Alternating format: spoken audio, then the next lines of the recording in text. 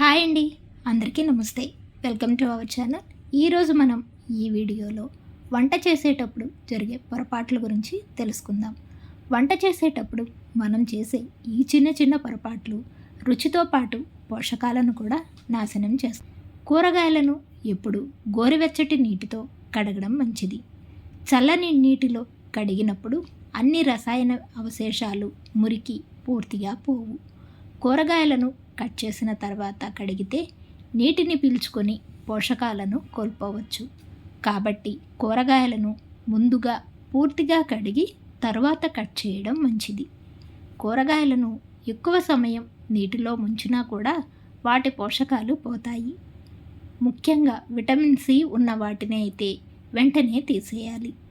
ఇక కూరగాయలను కడిగేటప్పుడు కేవలం నీటిని మాత్రమే ఉపయోగించితే సరిపోదు. నీటిలో కాస్త ఉప్పు లేదా పసుపు వంటివి వేయడం వల్ల వాటిపై ఉండే రసాయనాలు, బ్యాక్టీరియా వంటివి పూర్తిగా తొలగిపోతాయి. కడిగిన తర్వాత కూరగాయలను కాసేపు ఆరబెట్టడం చాలా అవసరం.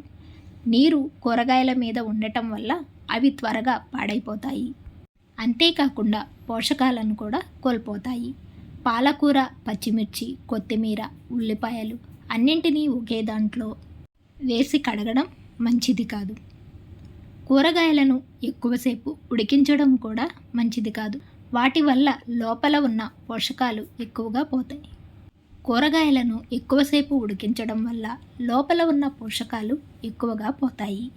కూరగాయలలో ఉన్న రుచి, పోషకాలను కాపాడుకోవడానికి చిన్న మొత్తంలో ఉప్పు వేయాలి.